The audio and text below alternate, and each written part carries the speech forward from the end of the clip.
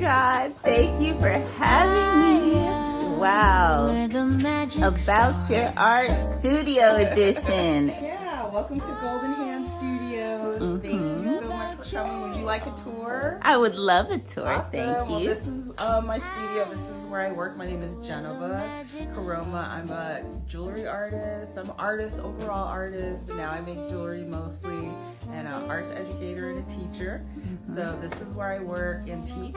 So I'm gonna kind of show you around a little bit. So welcome. So when you first walk in, this is our little gallery that we have over here. So these are a few of some of my pieces, some of my rings that I love to make. I love working with sterling silver and different gemstones. This one's actually an interpretation of a little spider. Ooh. 8 legs. So I love working with stones, making different things. These are a few of my pieces, so you can check them out when you first walk in. I'm just gonna give them their shine.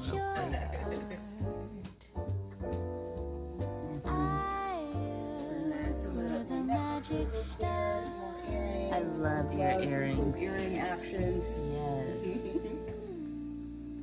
And then some necklaces up at the top, you know, statement necklaces. So yeah, with some of my pieces that I work with. So this was a collection I made with a Tuareg leather. So there are actually some pieces from Mali.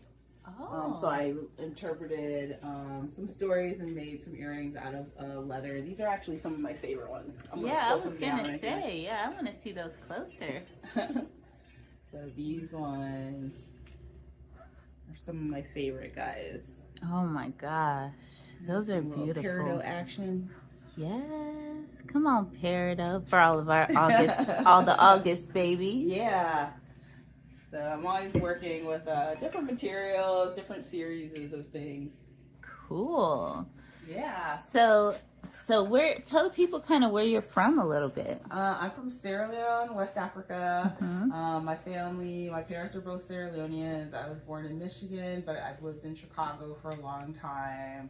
I lived a little bit of everywhere, but I love Chicago. Chicago is definitely home now. Okay, so this is the rest of the studio. So, you know, little sink area where we do some lapidary a little bit over here. We're actually I didn't know you did reorganizing. some lapidary. We're reorganizing. I do a little bit. I'll cut some cabochons.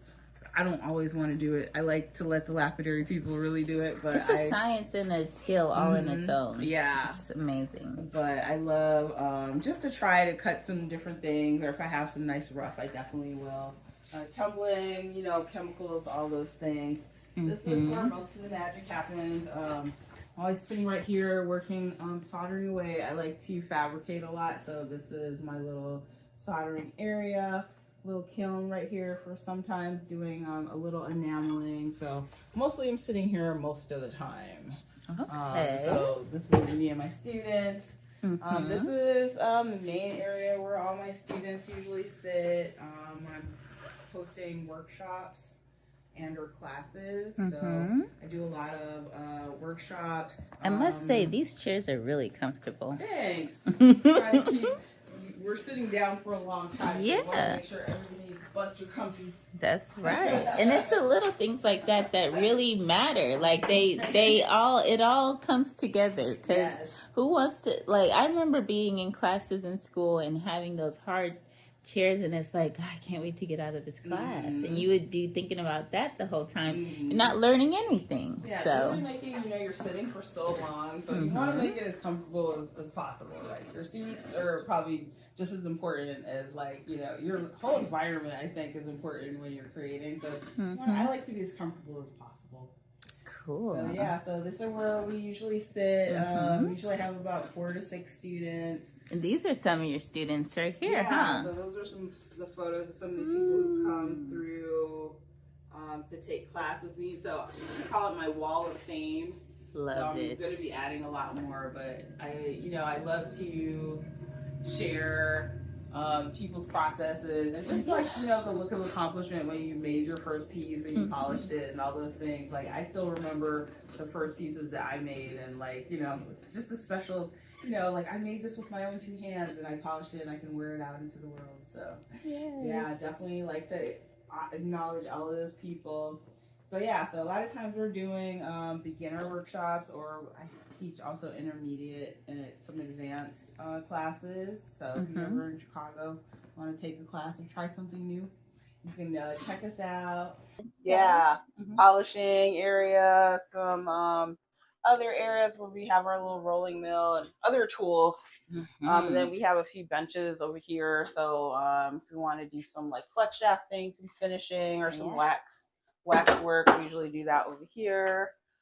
So if y'all have never seen what a jeweler's bench looks like, this is a real deal jeweler's bench. Yeah, that looks like it's being worked on and with. Yes, and that's what it's there for. Yeah, cool. So this is where my main bench, so I'm usually sitting right here, and then this is where I do some admin work, just to do my other things, keep myself organized. I like to have my little wall with my friends and my nephews, like people that I care about. Love that. So yeah, look, the true meaning of love. Yeah, and I love that you have this big calendar. Oh yeah, very helpful. So important. Yeah. Oh my God, staying organized is always a process, but you know, try to work on it to get better. This is one of my friends. Actually, one of my studio neighbors made this. Her name is Raspy Rivera. I love art and artists, so that's a piece that I got from her. So I'm always trying to add more things. So yeah, welcome. Awesome. Thanks for coming and hanging out with me today. Yes. So we're here on another episode of About Your Art podcast, but this time it's a little different because this is the studio edition. Woo, woo, woo, woo. Turn up, turn up, turn up, turn up. About Your Art is growing and expanding, and it makes me want to dance. Get into it. I love that you're doing this. I know. Yeah. Right? I'm so honored that you came to my studio. I don't know who told me to do this. This is a running joke that I have, because it's like, who tells me to do this? Like, who told me? I guess I told me. The universe told you. Yeah. Oh, that's crazy. Sorry, I just kind of got lost in my thoughts there. But yeah, no. So yeah, this is About Your Art podcast, studio edition, with my very good friend and my fellow artiste sister. Yeah, we met at art shows. And sorry, you said, what did you say? No, you were already going there. I was like, you should tell them the story about how we met anyway. Yes, okay. So we'll be right back, and I'll tell you how we met. So, yes. Perfect. You're like a mermaid. Come on. What is her name? The Little Mermaid. Halle Bailey. I'm coming for the next mermaid spot. Yes. All right. So we said we were going to talk about how we met. Yeah. So imagine this: we're at an art show, and I see something that sparks my curiosity, and I'm like, oh, I have a tattoo with that same like symbol on. And then anyways, but also it was the packing up too, or setting up. First day, setting up. The first day, it was a Friday or Saturday morning, really early, and so we're all like, you know, putting our tents up, and like, you know, setting up is always so stressful, like, you know, just setting up. So I'm just like, okay, I gotta get my tent. I gotta move my car. I gotta like make sure nobody steals my jewelry as I'm setting up. Exactly. That's a big thing. Yeah. We don't talk about that enough. And then I just remember hearing this little voice like, hey, do you need some help? And then you came over and you helped me like put up my tent, I think, actually, that day, because I was by myself. And yeah, we've been friends ever since. And like I said, and then I think once we all got set up and I walked by your booth once everything was out, and then I seen the Giuliani earrings, and I was like, I have that tattoo right on the back of my neck. And yep, fast friends. We were fast friends from the beginning. So Jeneba, tell me, how did you get into jewelry making? Was there a spark moment earlier when we were doing the tour, or later, depending on where I put that in the editing? This is, I don't know. But We talked about you are an overall artist that just so happened to now you're doing jewelry. So what was the spark? I actually took a jewelry class like unexpectedly in grad school. So I was in graduate school for painting. I have been drawing and painting since I was a kid. Like, I was growing up, like, always had my head like down in my little notepads, like sketching and painting. I love painting. That was like what I thought I was going to be doing. And then I went to school for computer animation in undergrad because my dad said, well, he suggested very strongly that I should do something with computers because he didn't want me to suggest strongly. Yeah. That's like a dad thing. Yeah, he was like, you need to get into computers so you're not like a starving artist, which actually worked out really great because I definitely use a lot of those things now just in my business. So I think the more you know, the better, regardless. So too much education is never a bad thing. You can always are going to use it at some point. So the more you know, the better. So so I went to school for animation and I was working, doing like post-production kind of things for my first few jobs. Just move it around a little bit. There. Post-production for your first few jobs. Yeah, and it was fun for a little while, but then I just didn't really like sitting in the editing bay with like kind of more corporate people who were not really creative. It was kind of more like, everything had to be so like structured. So there wasn't really too much room for creativity in that aspect. So I wanted, and therefore not much room for growth because I think creativity is where a lot of the growth happens, and a lot more corporations need to keep that in mind. Yeah, gotta be open. Yeah, gotta be open to like things that come, and just thinking outside of what you normally think that things are supposed to look like. You gotta just kind of let that go sometimes. Yeah. So so I decided I wanted to go back to school for painting because I was like, okay, let me try this and see if what I originally wanted to do was going to work out. And so I was in there. It was a great program. It was at Eastern Illinois University. They have an awesome art program if you're able to go there. It's like in the middle of Illinois, like a little, maybe 2-3 hours from Chicago. But yeah, so we all got our own studios. So I was, kind of working in that vein, painting mostly, trying to figure that out. And then I took a jewelry making class, like just one class. And as soon as I picked up the saw, and I think I made my first project, which was a spider on a web. So it was kind of like a riveted piece. I wish I had it here. It's somewhere floating around. But I just loved it so much. I felt, that it was something I could see myself doing. I love like how expansive I felt it was. I could kind of make anything. So that's kind of how I got into it. And then after that, after I graduated, I just wanted to keep on making and making. So I started taking classes and apprenticing and things like that. So that's kind of how I fell into it. Yes. It only takes one class, y'all. Yeah. It's like catch the spark. Yeah, no, that one spark, and it could start a whole fire. And look at where we are. Yeah. We're in the results. Who would have thunk it? Who would have thunk it? Just like, who would have thought I'd be doing a podcast? Like, I went to school for nursing, y'all. Like, what the heck? Natural at it. It's crazy. You're good at talking to people and communicating. Gemini and Virgo. So, side note, my birthday is June 11th, and her birthday is September 11th. 11 is a magic number, I think. 11 is our, yeah. That's our, like, Anyways. Okay, so what's something that most people don't know about you as an artist? I would say a lot of people don't know that I was a painter, that I used to paint. And I didn't know that. Yeah. And that I've done so many different kinds of art, and that I've been teaching for as long as I've been teaching. So I've been teaching for almost like 20 years now, I would say, which is crazy. That's crazy. To say it, yeah. But I've taught, we won't say how old Jeneba is, but let's just say she does not look her age. I'm just gonna put it out there.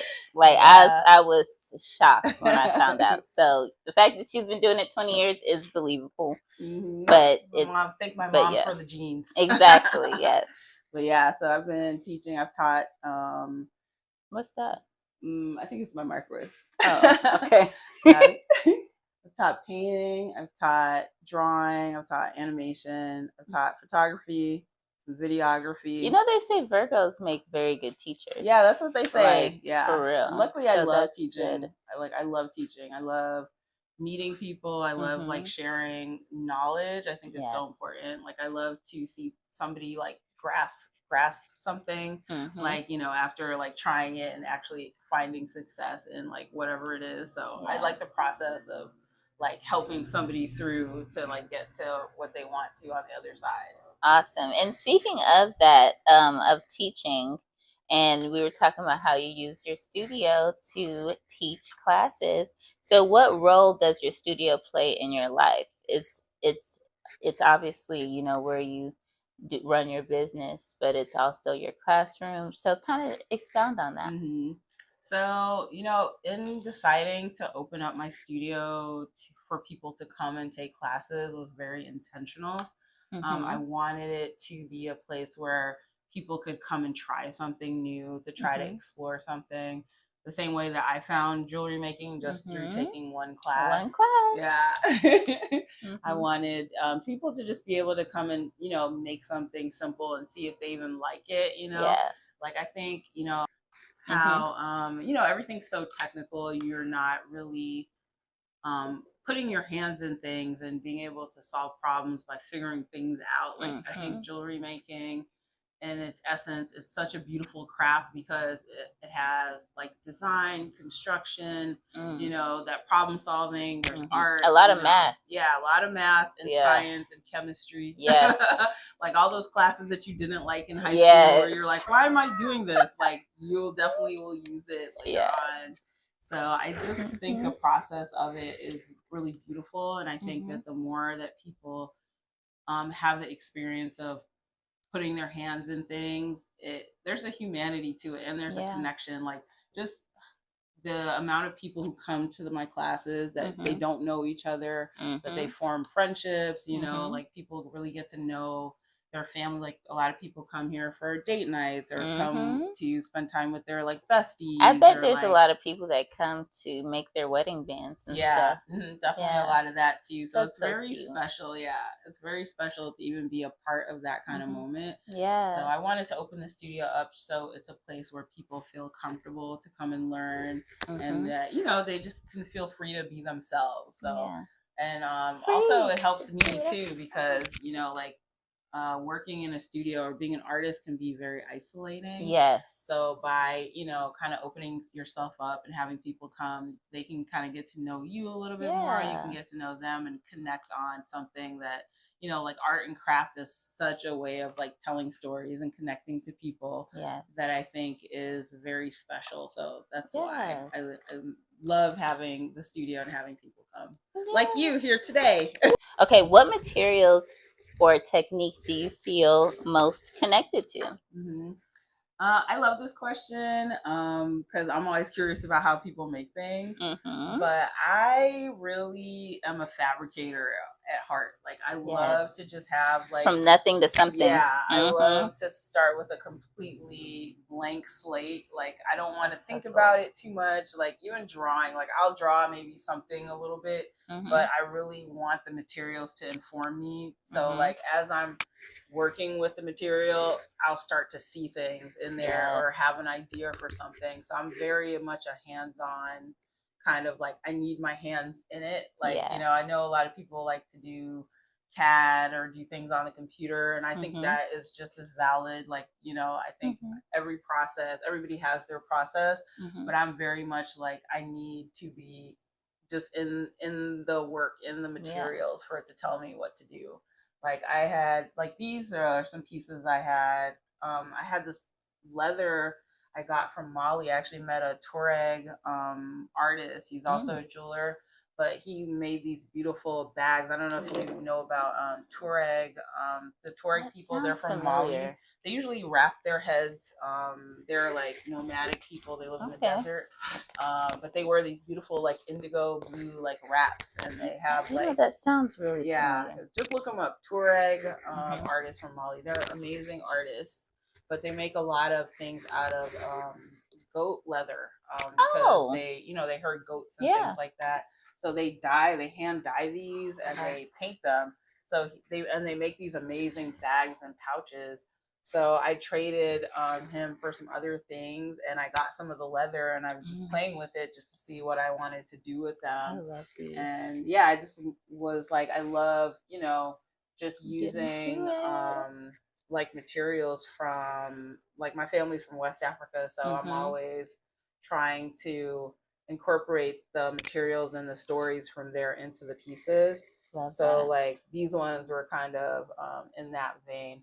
These are some of my favorites. I So love yeah, those. definitely materials. I would say first, I'm always looking for interesting materials, interesting stones, materials. Like, I want something different that I'm like, okay, I don't know what I'm going to do with this yet, but that's what's exciting. Now, I've talked to other jewelers where they would be like, they said that certain stones will talk to you for, like, they'll say, I want to be in a pendant or I want to be in a ring. Do you feel that way when you look at and work with different stones? Like, they're telling you kind of what they want to be?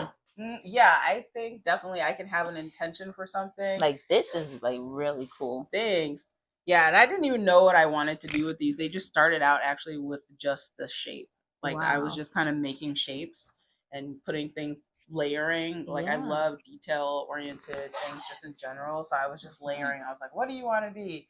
And then it just kind of came together. It actually had a few iterations before it became this. So I'm very much a go with the flow of the process. Like, I could be trying to make something and sometimes it won't even work out. It'll just fall apart. But then the part that stays together, but you learn from the failures. Yeah. Yes. And it'll be perfect for something else. And like, you don't know until you're in it. So for me, when I think about art, I think of it as an action. Yes. Like, come on, it's a verb. Yeah, exactly. Love is a verb too. Yeah. Art is a practice. Like, if you're not practicing, you're not going to get to the other side of the creativity. So like, you gotta just make the time. Even if I come here and I'm working and it doesn't come into anything, I'm like, it's not time wasted. Yeah. Like, I'm still it's an investment. Yeah. Definitely. It's just an investment of time. And sometimes you don't see a return on your investment right away. Definitely. Until you just you wake up one day and you check Robinhood and you're like, dang, that stock went crazy. I'm glad I invested. Right. So do you ever revisit older work to evolve it with your current skill or vision? Kind of tying back to that investment of time and things kind of playing out. That's a great question. As of late, I have been kind of looking at some older pieces just to think about, do I still want to go in that direction, or is there something that I can do to like make it better? Like, sometimes you'll make a design, like I'll say even these earrings that I love on. Those, by the way. Those are a winner design. Yeah, I love these. So I had to go back to it. I made a few versions, and some of them were heavy, some of them were like, the spring didn't work, the catch didn't work right. So like, I'll always go back and be like, okay, do I still like this design? Do I think that it's still in line with where I'm going as an artist? Or, is there something that I can do to make it better? Or am I just going to put it on the shelf and go to the next thing? Because, a lot of times, artists, you're already thinking about the next thing. So yeah. Oh my gosh. That's how I am with crochet. I'm like, Takia, finish one thing before you go on to the next. But I'm like, I got to start the next thing while I have this idea so that I can bring it out of the mental realm into the physical realm and it can be real. Even if you just started, I think sometimes too, just so you can have it out there. Because, the ideas, they will just leave you as quickly as they come if you don't act on it. And I think there is a certain little window of time you have before you're not even as excited about it. Exactly. So, the excitement's gone. Yeah, you got to use that excitement as your launch pad. And you got to be like, okay, I got to do it. Give yourself like we were talking about earlier, we got to give ourselves some deadlines to get things moving. So for sure. So cool. So what inspired you to start offering classes out of your studio? So I would say that when I found this place and decided that I wanted to move out of my home studio into another studio, so I wanted it to be a place where I could, have people come in and feel comfortable to come in and just kind of work with some metal, get to know me, work on some pieces, learn a little bit about the craft. I think as craftspeople, like, a lot of it can be secret, I think, a little bit, or try to keep trade secrets. Yeah. Or you don't want people to see like the messy behind the scenes, but that's what's really interesting to me. Like, I love going to a studio. I want to see like how do you set this up, or like Yeah. what are you using? I'm hoping like, there are a lot more people like you out there, because Yeah. this is what we're doing. Yeah. This is About Your Art Studio edition for the people like you that want to Yeah. see the behind the scenes. Yeah. And like us, because I want to too. That's why I'm here. Yeah, that's where the magic happens. It's Yes. like, you can really learn about a lot about an artist, I think, by going to their space also. Yes. Like seeing how they work, how do they think, how they're, are they a messy artist? Are they very organized? Yeah. Like, not to say like you have to be that, Yeah, but it's just, it takes all kinds. Yeah, definitely. So just for inspiration. Oh, but yeah, so I wanted cool. it to be a place of like art and creativity and learning. Cool. And so what surprised you the most about running your own art business? Mm-hmm.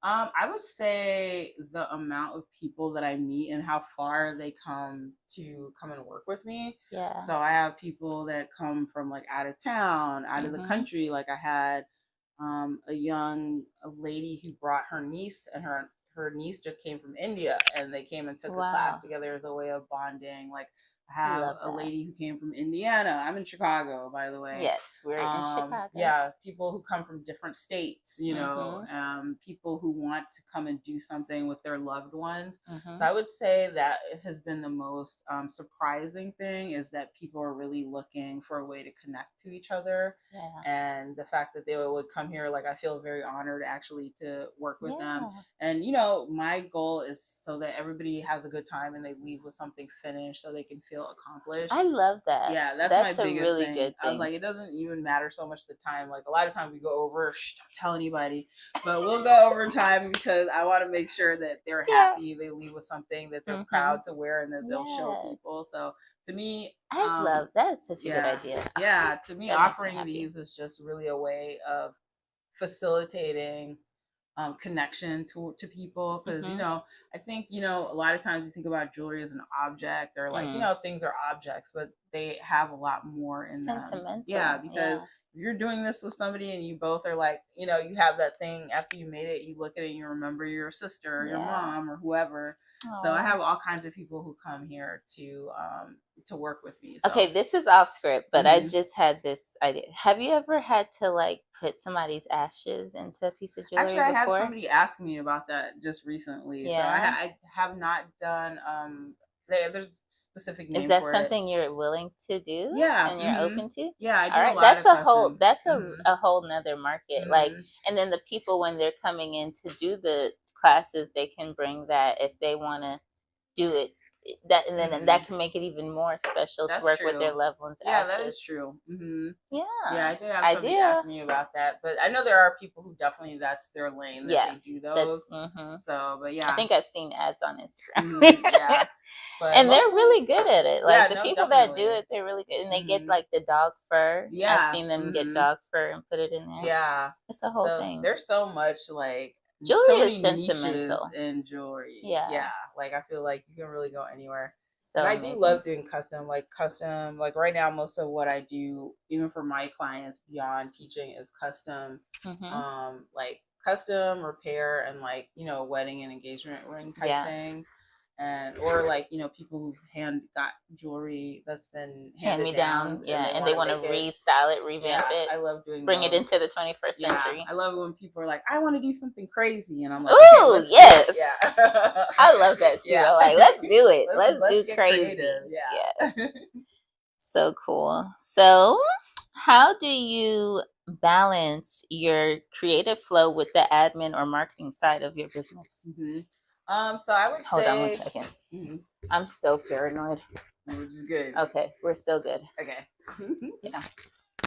Yeah, that's a very important question, and I think that you're a Virgo though, so I feel like it's easier for you than it is for me. I don't know. I think I'm gonna have to hire somebody. I'm gonna have to make enough to where I can hire somebody. It's good to know that you need help. Like even like I need help, and I have to do it because like I'm running my business and I have to do it. Yeah. But I think in this day and age and in this economy, you can't afford if you're trying to have a successful business that like you can sustain, you can't afford to ignore those things. And I would say starting out when I was an artist, I didn't fully understand how important the admin side of it was. Because taxes are real. Yeah, taxes, you have to know your stuff for tax reasons. Just knowing numbers, just in general. Are you like pricing your things correctly? Are you doing enough to sustain? I just let the spirit tell me how much to charge. Well, I know that's not good. You gotta have your formula. I know. You gotta work I on literally just go with what the energetically what I feel like it should be worth, but I can't keep doing that. I used to do that like before because I didn't have really a handle. I would just be like, a number would pop up in my mind and I'll be like, okay, it's that.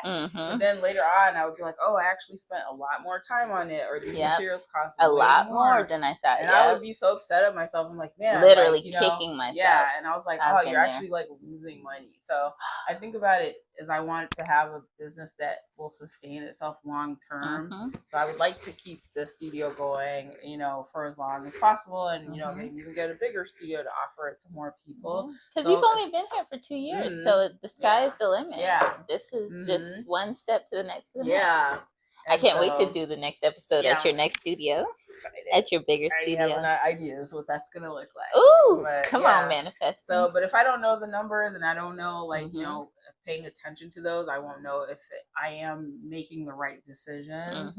So, because like, I love working, but I also like want to hang out with my family. I want to like, go on vacation, or like just like be able to like afford things, like we live in America, things are expensive. Come on, capitalism. Right. So you have to make time for it. And so now like I actually make time every day. So before I even start making art, or, sometimes I have days where I'm just doing admin, and then other days where I'm making art. Or I'll do terrible. Or I'll do or I'll do half the day of like admin in the morning while I can focus, and then after that I know I have the rest of the day to just do my own thing. But if I don't do that, then like, like I won't get, I won't be able to have people come in here comfortably also. Exactly. Like, because like, jewelry making is expensive. Tools are expensive. Materials are expensive. Insurance is expensive. Jewelry is an expensive hobby, y'all. If y'all want to get into this, make sure you're really ready for it. Okay. It is not for the faint of heart. Yeah. How much is gold right now? Oh my God, it's like probably 24, 2,500. No, it's like 33. It's 33 now? I looked yesterday. Oh my, I'm 33 and now gold is 33. Something like that. And that's 3,300. Just so y'all know, that's $3,300. Yeah. Yeah, so you can't play around. That's crazy. So, I don't know. I think also with maturity, the more that you do something, you learn every time. Like you said, those moments where you're like, oh, I made a mistake. Then you gotta look at, okay, how can I do better when that same situation comes up next time? Like, what do I need to do to make sure I'm, making good decisions? So, yeah. So how do you set boundaries to protect your creativity as a business owner? Contracts. Come on, contracts. Contracts and waivers. Come on. If you chop your finger off, I am not responsible. Like waivers for sure. Yeah. And, having good lawyers who will look over your things and make sure lawyers are so important for business owners, y'all. Like business owners and lawyers go together like white on rice. Like you gotta insurance, crazy. Like making sure you have your ducks in a row. Like even though you don't want to think about worst case scenarios, like you have to just to be able to. You don't want to be surprised. Plan. Yeah. So I think those things are very important. So true. Cool. So what is one piece or collection you're really proud of, and why? I don't know. So many. I would say. Tell me about this ring. This is probably not the piece, but I just am curious about this piece. It is part of this collection. So I had this collection that's very textured. Like if you look at it, it's all like you can kind of rub your fingers over it and like kind of feel it. And they're also very weighty. So this I think was actually called the Royal Spring Collection, where it was like I wanted it to be very regal, so you can feel like I am out to be seen. Like I have these pieces that make me feel very strong and powerful. Again, very tactile. Like I can, I like to fidget my hands over things. Fidget friendly. Yeah. So I'm like, I want to touch it. Like I want it to be layered. Like it was very like extravagant, I would say, was that one. So these are some of the pieces from that particular collection, which I think I'm actually like I said, in terms of revisiting, like I probably am going to revisit it because there are some pieces in there that are definitely some favorites. But yeah, so this one especially, I love it. It's like, you know, it has those tiers, you know, all around it. It has some detail and texture from the band. You know, there's a lot of space in there. You work with a lot of peridot. Is peridot your favorite stone? You know, it's just really the energy that called, because like this is an inlay stone. It's actually vintage inlay. So I wanted something that would really bring the piece out. Malachite, right? Malachite and turquoise. Oh, that's turquoise. Yeah. A little onyx in there. Yeah, I think also. Onyx. Yeah. So yeah, that one's my favorite. Cool. Like I said, the band, everything. So that was probably one of my favorite ones. But yeah, just always thinking about the next things. Yeah, super cool. So, have you ever had a wow, I'm really doing this moment? Yeah, I would say every time I have students who come here. Yes. Like, you know, I'm really opening up the studio. They're really here. Like, you know, there's really people who are coming here and making things that they've never made something before. They're like being introduced to my work or saying something new. Like, you know, just even you being here, like, you know, you're asking me to come and, you know, do this podcast interview with you in my space. So I think there's always. Thank you so much. Aw, of course. I'm gonna cry. Okay. There's so many beautiful moments where I think about just how jewelry is so powerful at connecting people. So I'm just grateful that I found something in life that I feel very grateful to be doing, and that it's, you know, so most powerful. People that I come across are just really happy to participate in it. I'm really getting emotional because this is so. It's just so. This is just awesome. Yeah, it's just beautiful to be able to, you know, share your love for something. Like even how we met through like doing an art show here. We met through doing, you know, some art shows, like, you know, and like we developed this beautiful friendship. Like you were literally just at my wedding. Yeah. This is so awesome. Yep. So that's what I think, you know, art is really about. Like, you know, even in terms of like, obviously, you know, it's nice to have beautiful art or to make beautiful things. But I think, like, you know, just like the people you meet along the way, that's the most important thing to me. And that's all I'm going to have when I die. So I'm just like, that's all I'm going to remember. So. I love it. Oh, that is so awesome. So, how have you seen yourself grow as both an artist and an entrepreneur in the last few years? Very much so. I would say, like, obviously COVID was a big turning point for me, just in terms of everything stopping and being able to actually stop and rethink what I'm doing and deciding, do I want to keep doing it this way or do I want to like change, you know? So I think the biggest thing that I've learned through the journey that I've been on is to always be open to different ideas or doing things in a different way that you wouldn't have thought. And to also to take into consideration some advice that you might get that you might be resistant to initially, and think about why you're resistant to it. Yes, the why. The why is so important. Yeah, and then also if you do try it, what do you have to lose? You know, sometimes there's growth in, like, you know, just trying something a different way, you know, and just being open to, like, you know, I wouldn't say not everybody's advice, but like, even some people who you have to have discernment. Agree. You have to have discernment too. But just be open. Like even at the studio, like people give me a lot of feedback, and you know, like I always will listen. And if it's something that I will try it out because they're looking at it from a different lens than I am. Like they're coming in as a student. So like I'll give you one example. When I first started offering workshops, you know, like I had maybe like a ring class, and I had like maybe one or two rings. You know, they came and they took the class. They loved the class. And he was like, oh, maybe you should try to have more samples, you know, for people to come. And I was like, like, I don't really know if why did I think maybe you should mind your business? Yeah. Like, why did that, like, I'm defensive. Well, I don't know why. I'm an artist and I'm sensitive about my shit. I think usually when somebody's telling you something, you're like, well, what do you mean? Exactly. What do you mean?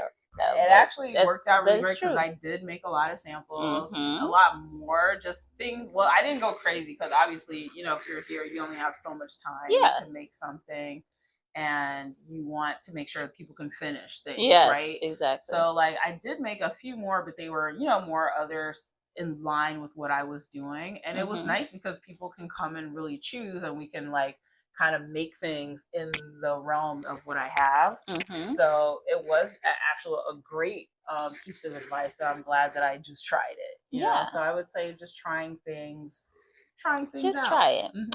So cool. So, have you ever thought about quitting, and what pulled you back in? Oh, I think about quitting every day. But I'm sure it's like you're a combination of your students and customers. Yeah, probably. no, I love my customers. I love my students. I would say that, you know, things do get hard. Like anything you're doing, you know, Mhm. some things are hard. You Yeah. know, like I don't necessarily like doing all the Keep on.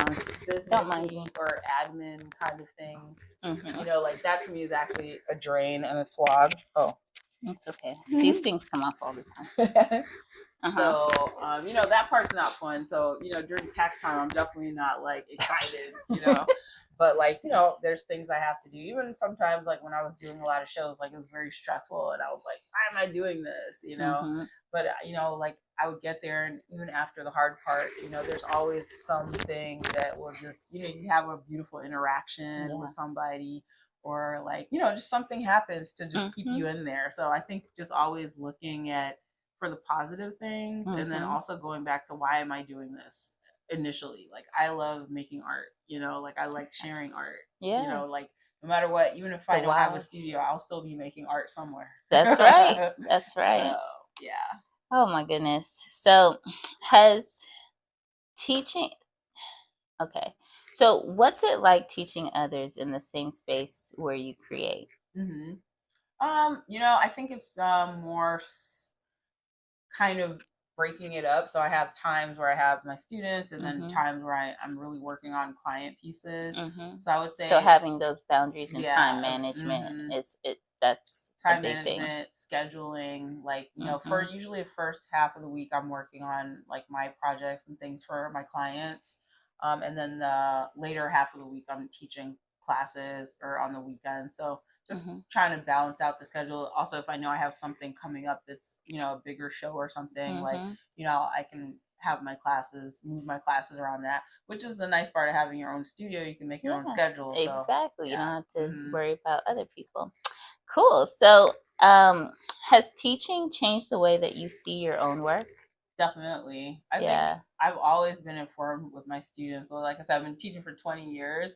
So students will always have a way of approaching something that is really different from the way that you do it. Like, you know, the way they might even hold a tool, or, you know, I'll be like, put this bench pin on, and they'll put it upside down, but it still will work the way they did it. You know what I mean? So it's just like, you know, the fool's journey. Yeah. Just like, you know, the way that you naturally approach something, or like the way you approach a design, you know, like I learn a lot from my students, probably, you know, just as much as they learn from me, you know, like even a lot of them are in different walks of life. So just even in conversation. Yeah. So yeah. That's awesome. So,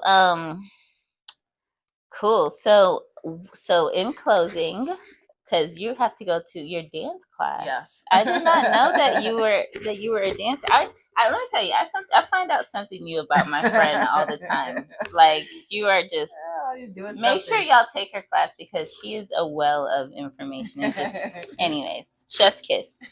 So what's next for you? Any big dreams or upcoming launches? So yes, I'm working on an engagement ring line, so I'm really excited about that. We love that. We love. Yeah, working on some other types of art, getting back into my painting and my sculpture. So working on just expanding my metal work into more art pieces, maybe not as wearable, but just, you know, more things you can hang, or, you know, sculptures be about. So those are some exciting things that I have, and then continuing to offer different kinds of classes for my students. So because you know how to do a lot of different types of art, definitely, just jewelry. Yeah, so just kind of giving myself some space to explore more, and and just, just kind of keep on learning. Like I'm also a student and will be forever. Yes. So, just continuing to take classes myself from other artists. And yeah, just keep on expanding on art. Like I said, I'm an artist at my heart and soul at the core. Yeah. I think it's really important, a way for like telling stories and connecting with people, and just like, just even just let some energy out or get some energy in. So yeah, that's why I like make art. That's why I dance. It's a different art form. I find it very challenging. I'm not a professional dancer, y'all, at all. It's just something I enjoy. But those kinds of things, do inform just being out in the world. You know, it informs all of our work. So yeah. What does success look like for you, and has that changed over time? Yes, definitely. Success has changed for me in terms of what I view success as. I would say it's not something that's an external thing. Like, I think when I was growing up, like you have to have this and get here and have that accolade or this degree or whatever. And now it is like finding joy and peace in my work. Like, so being able to go to work every day and know that I'm like making a difference in somebody's life, and like I'm putting my skills to good use, doing something positive for the world, that's going to connect people. Like, to me, that is success. Like, I think success is really the strength of my relationships and like the energy and effort I put into them. So like, oh girl, you about to make me start crying again, because you put so much. I feel so appreciated in our friendship. So to know that I know that I'm not the only person that you make feel that way. So I'm super. I'm doing my super best. Appreciative. Thank of you. that. No, I definitely. You're living what you're teaching and preaching. So I appreciate that. That's what I'm trying to do. Just try to be a better person every day. I think that's success for me, and just waking up every day and doing my best to be a good person, and like, being positive and being there for people. And like, I think we all have beautiful skills and gifts that we're given in this world. So like figuring out what that is, and it's this constant journey, and it shifts. Like even you like doing this now, like I don't know what I'm doing. You y'all. know what you're doing. I'm figuring it out one interview at a time. Yeah, and that's the thing. Like you just had it in your heart to do it, and now you're doing it and sharing people's stories, and that's really powerful. Like you're definitely inspiring a lot of people by what you're doing. So I'm very honored to be a part of your podcast as it's starting to grow, and like I'm very proud of you. I love you so much. Yeah, like this is really beautiful. So this is what friend. Life is about. It is literally, quite literally. Yeah. Well, on that note, y'all, I think I have cried enough, and Jeneba is ready to go dance her booty off. So on that note, we're gonna wrap up this first episode of About Your Art Studio Edition. Thanks for having me. Thanks. Yes. Oh, sorry. Where can people find you? Oh, yes. Plug your stuff. At Golden Hand Studios on Instagram, TikTok, online. Golden Hand Studios. You can also follow me at Limbagal, Limbagal, on Instagram. So yeah. And y'all know I'm gonna, plug all this stuff in the description below. Yeah.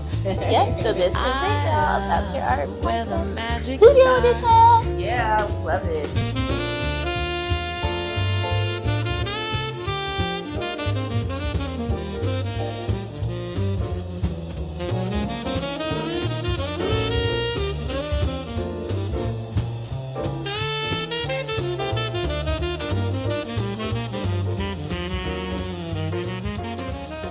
Down the stairs, y'all.